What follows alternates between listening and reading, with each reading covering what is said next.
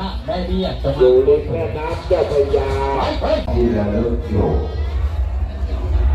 เพราะฉะนั้นนี่พี่น้องมีความประสงค์อยากจะได้เหรียญหลวงพ่อโตเนี่ยอยู่ตรงนี้ที่กองอำนวยการมาแวะดูแวะชมกันก่อน